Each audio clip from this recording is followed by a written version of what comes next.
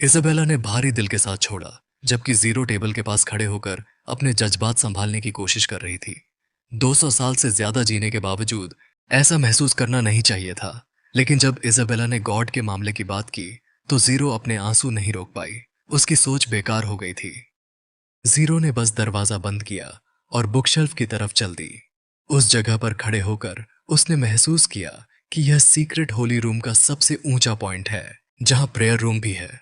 उसने बुकशेल्फ से बनी सीक्रेट डोर को खोला और एक पतली स्टोन सीढ़ी पर चढ़ते हुए एक रूम में प्रवेश किया, जहां कोई खिड़की नहीं थी। जीरो ने आंखें बंद की, जैसे कोई उसे बुलाने की कोशिश कर रहा हो। धीरे धीरे कमरे में परिवर्तन होने लगे, जैसे कुछ उसकी सोच में प्रवेश कर रहा हो। जीरो ने यह सोचा कि यह गॉड्स की तरफ से रेवलेशन है।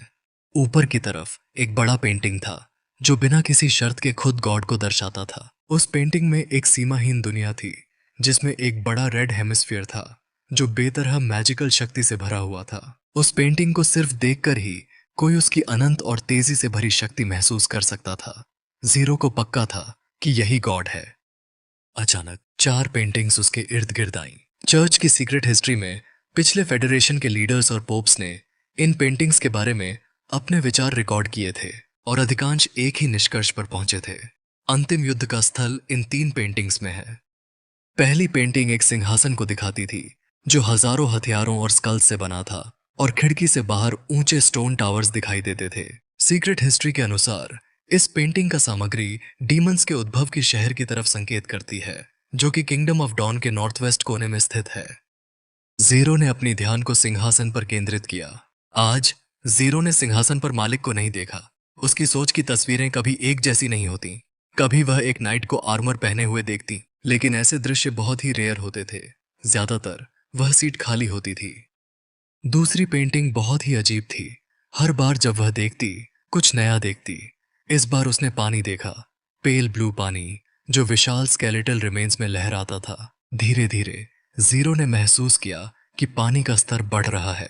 जल्दी ही उसने देखा कि आसमान डूब रहा है। जीरो को ऐसा लगा जैसे वह भी डूब रही है। उसने संघर्ष किया और जल्दी ही इस दृश्य से आजाद हो गई। तीसरी पेंटिंग, जो सीक्रेट हिस्ट्री में जिक्र हुई थी, पहली डिवाइन वॉर के प्रारंभिक दिनों की थी, लेकिन यह रिकॉर्ड बहुत पुराना था। पेजेस टकरा गए थे और जीरो के लिए यह जान पाना मुश्किल था कि उसमें क्या लिखा था। एक बात तो पक्की थी, पहली डिवाइन वॉर के 100 साल बाद यह पेंटिंग काला हो गया था और कभी भी किसी सामग्री को नहीं दिखाया। आखिरी पेंटिंग, चौथी पेंटिंग, एक ऐसी पेंटिंग थी जिसका सीक्रेट हिस्ट्री में कोई रिकॉर्ड नहीं था। ऐसा लगता था जैसे कोई कुछ छुपाना चाहता हो। जीरो को समझ नहीं आता था कि क्यों पोप, जो सिर्फ सीक्रेट्स का धारक था, उससे भी यह जानकारी नहीं मिलती। गॉड्स के रेवलेशंस को समझना बहुत ही मुश्किल था, और जीरो भी इसे लंबे समय तक सस्टेन नहीं कर पाई। जीरो दोनों घुटनों के बल बैठ गई और प्रार्थना करने लगी। उसके 200 साल की यादें उसे यह समझाती थीं कि इस दुनिया में कुछ भी ऐसा नहीं है जिसका ख्याल रखा जाए। लेकिन पोप बनने के बाद उसने देखा कि उसे दुनिया के बारे में बहुत कम समझ है। सिर्फ अमर जीवन ही उसे इन सीक्रेट्स का पीछा करने की इजाजत दे सकता था। उसके दिल में हल्की सी महसूस हुआ कि वह गॉड का चुना हुआ बच्चा है। अगर वह गॉड्स के करीब जा सके, तो 400 साल या 1000 साल भी उसकी आशा के लायक होते। किनारे पर एक बोट नजर आई। यह बोट विचेस को स्लम्बरिंग आइल पर वापस ले जाने के लिए थी। एंड्रिया ने थोड़ी सी पछतावा भरी आवाज में कहा, वापस जाने का समय आ गया। और उसने रोलैंड की तरफ देखा। मुझे यहाँ बहुत अच्छा लगा, उसने मुस्कुराते हुए कहा। क्या मैं वापस जाकर भी टेस्टी आइसक्रीम सैंडविचेस बना सकती हूँ? रोलैंड ने उसे आइसक्रीम सैंडविचेस की रेसिपी दी और बोला, यह जरूर टेस्टी होगा अगर तुम्हारे पास एग्स और मिल्क होंगे। अगली बार जब तुम आओ, मैं तुम्हारे लिए और भी टेस्टी खाना बनाने का वादा करता हूँ, रोलैंड ने कहा। एंड्रिया ने मुस्कुराते हुए सहमति जताई। जब एशेस, जो उसके पास खड़ी थी, ने कहा, अगर तुम वापस जाने में झिझक रही हो, तो प्रिंसेस टिली को तुम्हारे बिना कोई बुरा नहीं लगेगा। एंड्रिया ने उस पर गुस्सा होते हुए कहा, मैं अब तुम्हें अपनी आइसक्रीम नहीं दूंगी। जब टिली बोट पर चढ़ने ही लगी, रोलैंड ने उसका नाम बुलाया। टिली ने पलटी। उसकी आंखें भावनाओं से भरी हुई थीं।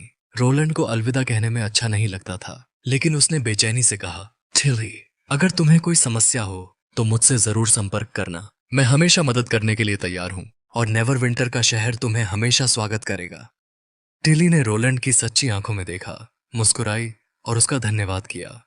एंड्रिया और सैवी ने सबको गुड बाय वेव किया। एशेस चुप थी, लेकिन उसने भी हाथ हिलाया। सब विचेस से अलविदा लेने के बाद रोलैंड और बॉर्डर टाउन के विचेस ने हॉट एयर बलून की तरफ कदम बढ़ाया। पीछे से नाइटिंगेल की आवाज सुनाई दी, क्या तुम्हें उन्हें जाते देखकर खेद है?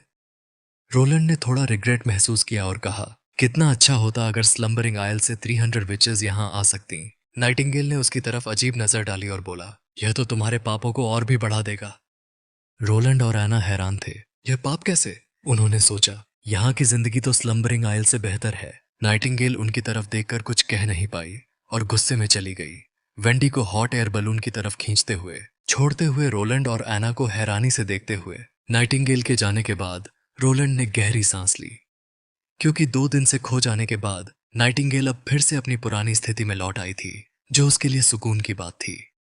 रोलैंड और एना ने एक दूसरे की तरफ देखा और मुस्कुराते हुए हाथ पकड़ लिया। फिर वे साथ में हॉट एयर बलून की तरफ चल दिए। ऑफिस में लौटने पर रोलैंड ने अपने दिन का काम शुरू किया। नाइटिंगेल और रोलैंड ने चांगा डिस्ट्रिक्ट से आए लेटेस्ट मैसेज को देखा, जिसमें पता चला कि ट्रबल मेकर्स और रैट्स फिर से सक्रिय हो गए हैं।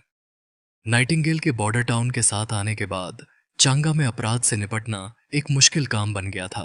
पब्लिक रिपोर्ट्स अलग अलग थीं और असल और अफवाहों में फर्क करना मुश्किल हो गया था। पेट्रो ने लेटर के अंत में लिखा कि उम्मीद है उनके रॉयल हाइनेस मैन पावर और टेक्निकल असिस्टेंस प्रदान कर सकते हैं। हालांकि उसने किसी नाम का जिक्र नहीं किया। रोलैंड को पता था कि वह नाइटिंगेल और वेड से मदद देने की बात कर रहे हैं। नाइटिंगेल ने थोड़ी नाराजगी से कहा, मुझे जाना नहीं है, मुझे रोलैंड की सुरक्षा का ख्याल रखना है। रोलैंड ने कहा, सिक्योरिटी ब्यूरो के हेड होने के नाते तुम्हें बार बार दोनों जगह जाना पड़ेगा, अलग अलग टास्क्स की जांच करनी होगी। नाइटिंगेल ने सिर हिलाते हुए कहा, लेकिन अब टिमोथी और चर्च दोनों रोलैंड पर नजर रख रहे हैं। अगर हम विचेस भेजें तो वे सिर्फ मुझे रोक सकती हैं। रोलैंड कुछ और कहना चाहता था, लेकिन नाइटिंगेल ने उसे बीच में ही रोका। जो भी तुम कहना चाहते हो, मुझे इस पर राजी नहीं है। उसने फिर कहा, वेंडी और स्क्रोल जरूर मेरी तरफ होंगे इस बारे में। जब नाइटिंगेल ने अपनी बात खत्म की, तब रोलैंड ने कहा, मैं भी तुम्हारे साथ जाऊंगा। नाइटिंगेल कुछ देर के लिए हैरान रह गई, फिर थोड़ी सी शर्मा गई और अपना चेहरा मोड़ लिया। आंखें मिलाने से बचने लगी। अगर यह बात है तो मुझे कुछ करना होगा, उसने कहा। चंगा डिस्ट्रिक्ट ने मदद मांगी है। रोलैंड ने मुस्कुराते हुए कहा, अच्छा, तो समर को भी साथ ले लो। उसके लिए यह सीखने और प्रैक्टिस करने का समय है। उसने सिल्वी और सा को भी बुलाने की बात की। शाम को वे चांगा डिस्ट्रिक्ट के लिए निकल गए। पेट्रो डॉक पर रोलैंड का इंतजार कर रहा था और उसने रोलैंड को कासल की तरफ ले गया। डिनर के बाद चारों लोग ऑफिस वापस आए। पेट्रो ने रिपोर्ट की, हाल ही में कुछ चोरी और लूट के अलावा हमें एक बड़ा समस्या का सामना करना पड़ा है। उसने थोड़ी देर के लिए रुककर कहा, कुछ लोग रोलैंड की नीतियों के खिलाफ खुला विरोध कर रहे हैं। रोलैंड ने पूछा, इसके बारे में और बताओ। रॉन ने समझाया, पुलिस चीफ वेड के अनुसार इस मामले को outer town north street serial killings के नाम से जाना जा रहा है। रोलैंड तुरंत इंटरेस्टेड हो गया। यह नामकरण का तरीका तो उसने ही वेड को सिखाया था। आगे बताओ, रोलैंड ने कहा। रॉन ने गंभीर होते हुए कहा, 3 दिन पहले से हर रात एक रेजिडेंट को उनके घर पर मार दिया जा रहा है। इन सब में कुछ खास बात है। सभी पुरुष हैं, अकेले रहते हैं और उनके परिवार नहीं हैं। और सबसे जरूरी बात, इन्होंने सिटी हॉल के साथ काम करने का ऐलान किया था। हर विक्टिम के कमरे में एक पेंटिंग छोड़ दी गई थी, एक क्राउन जिसमें एक लाल क्रॉस था जो विक्टिम्स के खून से बना था। इस निशान की वजह से रॉन ने सिटी हॉल से जांच की और पता चला कि इनमें से कई लोग उन लोगों की सूची में हैं जो क्रिम्सन वाटर रिवर पर घर बनाने जा रहे हैं। पेट्रो ने कहा, यह बात नॉर्थ स्ट्रीट में पब्लिसाइज हो चुकी है, जिसमें कहा गया है कि अगर कोई सिटी हॉल के साथ काम का ऐलान करेगा तो उसे किलर का शिकार बनाया जाएगा। यह तो बहुत सीरियस है, रोलैंड ने कहा। रिक्रूटिंग प्रोसेस तो पहले ही धीमा था और अगर यह खबर फैल गई तो यह रोलैंड के कंस्ट्रक्शन प्लान पर बुरा असर डाल सकता है। जब रोलैंड ने पूछा, क्या किसी मर्डरर के क्लूज हैं, दोनों ने सिर हिलाया। कोई भी क्राइम सीन को नहीं देखा था और बिना किसी लीड के लोगों को सर्च पर भेजना मुश्किल लग रहा था। जब रोलैंड ने पूछा कि ऐसे इंसिडेंट्स पहले कैसे सुलझाए गए, रॉन ने बताया कि यह आमतौर पर पेट्रोल टीम के द्वारा देखा जाता था, लेकिन उनके पास कोई स्टैंडर्डाइज्ड प्रोसीजर्स नहीं थे। अगर प्रभाव बड़ा होता तो विक्टिम के परिवार लॉर्ड के पास अपील कर सकते थे, जो तब गैंग्स और रैट्स पर दबाव डालकर उन्हें कल्प्रिट्स देने को कहते थे। चाहे जो भी हैंडेड ओवर इंडिविजुअल्स होते, असल कल्प्रिट्स होते या स्केपगोट्स, किसी को परवाह नहीं होती। अगर किल्ड आउटसाइडर्स या अकेला रहने वाला कोई होता तो अथॉरिटीज अक्सर आंख बंद कर लेती। यह तो बिल्कुल लॉलेसनेस थी। रोलैंड ने सोचा कि इस तरह से जुडिशरी को वर्चुअली रैट्स के हाथ में दे दिया गया है, लेकिन रोलैंड ने ठान लिया था कि वह अपने टेरिटरी में स्केपगोटिंग को कभी नहीं अलाउ करेगा। उसने बैठकर दोनों से कहा कि कल से सिक्योरिटी ब्यूरो इस केस को संभालेगा और उन्हें सिर्फ सहयोग देना होगा। नाइटिंगेल ने पूछा, रोलैंड, तुम्हारा प्लान क्या है? लेकिन रोलैंड का इस मामले से खुद निपटने का कोई इरादा नहीं था। उसने इस इश्यू को नाइटिंगेल को डेलीगेट करने का सोचा। उसकी प्राथमिकता अगले दिन के लिए यह थी कि नोबल्स को नया सेकेंडरी म्यूनिसिपल हॉल स्थापित करने के लिए अरेंज करे।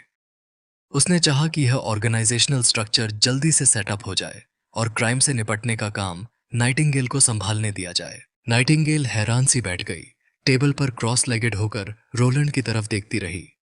रोलैंड ने समझाया, तुम सिक्योरिटी ब्यूरो की हेड हो, तो तुम्हें केस कैसे सुलझाना है यह तय करना चाहिए। नेवरविंटर के सभी पुलिस फोर्सेस, वेड और रॉन को भी, तुम्हारे कमांड में हैं। नाइटिंगेल को समझ नहीं आया, क्योंकि रोलैंड अक्सर डिपार्टमेंटल पावर्स को अलग करने और उन्हें बनाए रखने की बात करता था। लेकिन यह तो, उसने शुरू किया, पर रोलैंड ने बीच में ही कहा, यह जरूरी है। नाइटिंगेल, तुम्हारे पास अथॉरिटी है और मुझे तुम पर पूरा भरोसा है। रोलैंड ने उसकी प्रश्न की तारीफ की और अपने हाथ उसके हाथों पर रखते हुए प्यार से कहा, टेरिटरी की सुरक्षा सबसे जरूरी है, इसलिए नाइटिंगेल, तुम सीधे मुझे रिपोर्ट करती हो। मैं चाहता हूं कि अलग अलग डिपार्टमेंट सही तरीके से काम करें और एक दूसरे में दखल न दें, लेकिन हमें एक नेटवर्क की भी जरूरत है जो हमें जोड़े, ताकि पावर का दुरुपयोग और करप्शन रोका जा सके और नए सिस्टम का कोलैप्स न हो। रोलैंड ने गहराई से नाइटिंगेल की आंखों में देखा और उसे समझाया, तुम इस सब को रोकने के लिए सील्ड हो, चाहे मेरी सुरक्षा हो या टेरिटरी की, सब कुछ तुम्हारे हाथ में है। जब दोनों कमरे में वापस आए, नाइटिंगेल ने समर के कंधे पकड़ लिए और जोर से घोषणा की, हम सभी क्रिमिनल्स को पकड़ेंगे ताकि उन्हें नेवरविंटर में अपना चेहरा दिखाने की हिम्मत न हो। समर ने धीरे से हाँ किया, लेकिन बोला, लेकिन अब तो सोने का समय हो रहा है। नाइटिंगेल आंखें चमकाते हुए बोली, अभी तो बहुत जल्दी है, हमें अगले दिन के लिए अपनी स्ट्रैटेजी पर अच्छे से विचार करना चाहिए। कि उसने समर से कहा, मुझे माय लेडी मत कहो, हम सभी विच यूनियन में बैठने वाले हैं। समर ने सिर हिलाया और धीरे से कहा, सिस्टर नाइटिंगेल।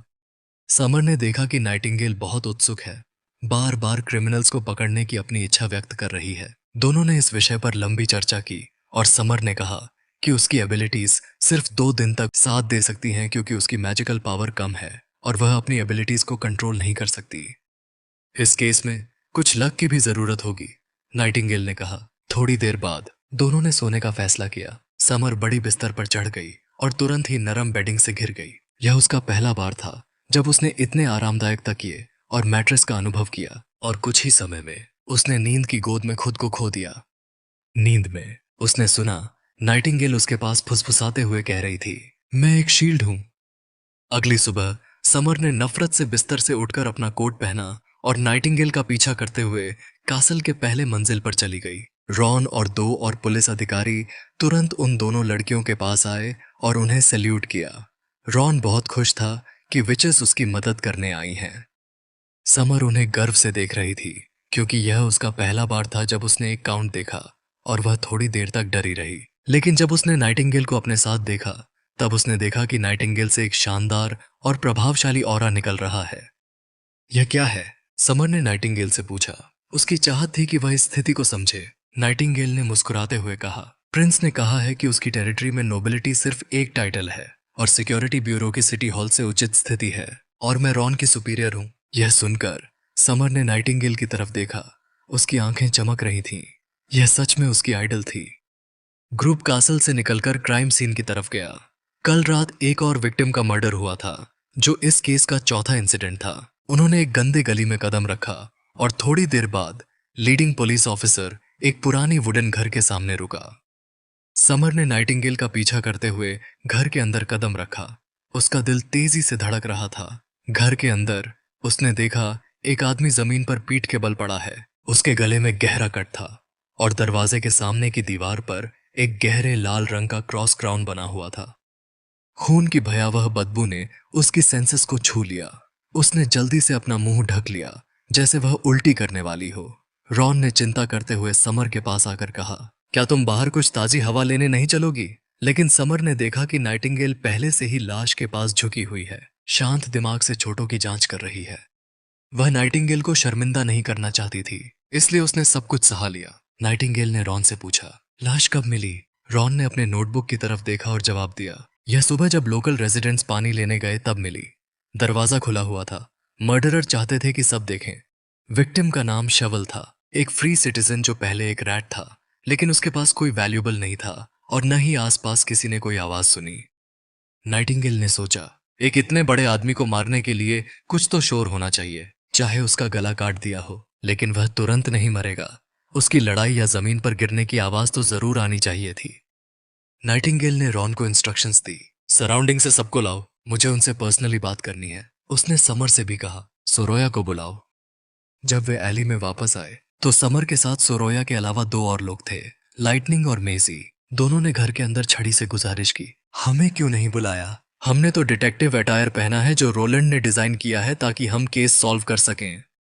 नाइटिंगेल ने गुस्से से उन दोनों पर चीखा, तुम दोनों को प्रिंस के पास रहना चाहिए था, कैसे तुम इस वक्त यहाँ हो सकते हो? लाइटनिंग ने कमजोर से जवाब दिया, सी वहां था और कोई आसानी से उसके पास नहीं जा सकता, और कासल हॉल में नोबल मीटिंग के दौरान उसे क्या खतरा हो सकता है? दोनों केस सॉल्व करने में मदद करना चाहते थे, लेकिन नाइटिंगेल ने गुस्से में कहा, तुम्हें वापस जाना होगा प्रिंस की सुरक्षा करने के लिए, जब तक मीटिंग खत्म नहीं होती। नाइटिंगेल ने रूम का दरवाजा बंद किया और सबको पकड़ने का प्लान बताया। समर अपनी एबिलिटी से टाइम रिवाइंड करेगी ताकि देख सकेगी क्या हुआ, और सोरोया क्रिमिनल्स की अपीयरेंस को ड्रॉ करेगी। समर के फिंगर टिप्स से मैजिकल पावर सर्ज हुई और दो पुलिस ऑफिसर ने यह सीन क्यूरियोसिटी से देखा। एक ने कमेंट किया, ये इल्यूजन्स तो बहुत ही रियलिस्टिक हैं, जैसे डीमन की पावर हो। उसने अपना सेंटेंस पूरा करने से पहले ही रॉन ने बीच में ही कहा। समर ने मैजिक की शक्ति से रिवाइंड किया और लाश जमीन पर से गायब हो गई, फिर से बिस्तर पर आ गई। इस वक्त वह आदमी अभी तक नहीं मारा गया था। तब रॉन ने समझा कि समर की एबिलिटी ज्यादा समय तक नहीं चल सकती और उन्होंने मर्डर प्रोसेस का वक्त मिस कर दिया। नाइटिंगेल ने सिर हिलाया, जानते हुए कि क्रिमिनल को भागने में समय लगेगा, और समर को रिवाइंड करने के लिए और इंस्ट्रक्शंस दी। समर ने गहरा सांस लिया और दोबारा अपनी एबिलिटी का इस्तेमाल किया, setting the rewind point between 2 and 3 AM। Magic खाली दीवार की तरफ बहता गया, एक स्टैंडिंग स्ट्रेंजर बनाते हुए। वह खून से भरा चादर इस्तेमाल करके दीवार पर कुछ स्केच कर रहा था। किलर एक आम आदमी था जो शवल से छोटा था और उसका चेहरा दिख नहीं रहा था। समर ने अपनी एबिलिटी को 10 मिनट्स और रिवाइंड किया। इस बार सबने किलर का असली चेहरा साफ देख लिया। किलर ने पहले शवल को रोप से बांधा और फिर उसे मारा, उसे जमीन पर खींचता हुआ। उसने एक डैगर निकाला और उसकी गला काट दिया। इस पूरे प्रोसेस में शवल ने बिल्कुल भी विरोध नहीं किया, बिल्कुल ऐसा जैसे वह एक गहरी नींद में था। समर की मैजिक खत्म हो गई और नाइटिंगेल ने उसकी गिरने से पहले उसे संभाला। रॉन को कुछ समझ आया और उन्होंने पूछा, शवल ने विरोध क्यों नहीं किया? उसने देखते हुए सोचा कि यह सिर्फ ड्रीम वाटर की वजह से हो सकता है। किलर ने खुद पर खून नहीं गिराना चाहा, इसलिए पहले उसने रोप से शवल को मारा। तब एक पुलिस ऑफिसर ने कहा, मुझे लगता है मैं उस आदमी को पहचानता हूं। यह सुनकर सबका ध्यान उसकी तरफ गया। उसने कहा, यह आदमी पहले पेट्रोलमैन था और मुझे उसका एड्रेस पता है। नाइटिंगेल ने सिर हिलाया। उनकी किस्मत अच्छी थी। उसने जोर से सबको आदेश दिया, सब जल्दी से निकल लो और इस क्रिमिनल को पकड़ो। ग्रुप ने इंक्वायरीज के जरिए कल्प्रिट्स का एग्जैक्ट लोकेशन जल्दी से हासिल किया और वे उसके घर की तरफ दौड़ गए। घर से घबराहट में मैंस की जगह का पता जलाने के बाद ग्रुप ने तेजी से उसके घर में घुस गए। पुलिस भी उनके साथ थी और लोग मैंस को संभालने लगे, जो अभी अभी बिस्तर से उठ रहा था। उसे मजबूती से बांध दिया गया। मुझे छोड़ो, मैंस ने डर से चीख कर कहा। रॉन उसकी तरफ बढ़ा, 2 थप्पड़ उसके चेहरे पर मारा, बालों से पकड़कर जमीन पर गिरा दिया। मैंस की चीख बंद हो गई। उसकी आंखों में नफरत और डर का मिला जुला एहसास था। प्रिंस के खिलाफ जाकर तुमने क्या सोचा था? रॉन ने गुस्से से कहा, तुम्हें तो डर डर के लटकाना भी बहुत मेहरबानी होती। मैंस बहुत सारे बहाने करने लगा, लेकिन रॉन का पंच उसकी दांत तोड़ गया। मैंस दर्द से चीखता गया। उसकी आंखें डिसबिलीफ और गहरे डर से भरी थीं। जब रॉन ने कहा कि उन्होंने पिछले रात मर्डर देखा था, नाइटिंगेल ने मैंस की कोट से ड्रीम वाटर निकाला और पूछा, तुम्हें यह सब करने के लिए किसने कहा था? मैंस ने इनकार किया तो रॉन ने अपनी मुट्ठी फिर से उठाई। सच बता, नहीं तो नोबिलिटी का गुस्सा झेलना पड़ेगा, उसने धमकी दी। नाइटिंगेल ने बीच में नहीं बोला। मैंस थोड़ा झिझक गया, पर रॉन का गुस्सा बढ़ गया और उसकी मुट्ठियां फिर से उस पर पड़ने लगीं। कई पंचों के बाद मैंस ने कन्फेस किया कि किसी इनर सिटी से उसे ये सब करने के लिए कहा गया था। उसने हर इंसान के लिए 4 सोने के सिक्के का वादा किया था। यह सब इसलिए था ताकि लोग पुलिस से नफरत करने लगे। उसने रोती हुई आवाज में कहा, अगर सबको लगता है कि पुलिस उनकी रक्षा नहीं कर सकती, तो पेट्रोल टीम फिर से बना सकती है। मैंस ने जोर से रोते हुए सब कुछ बताया, जैसे ड्रीम वाटर का सोर्स और उनकी पहली मुलाकात के बारे में। जब नाइटिंगेल ने पूछा कि क्या उसे उस आदमी का नाम या पहचान पता है, तो मैंस ने सिर हिलाया। नाइटिंगेल ने देखा कि वो झूठ बोल रहा है। रॉन की तरफ देखते ही उसने अपनी मुट्ठी ऊपर उठाई।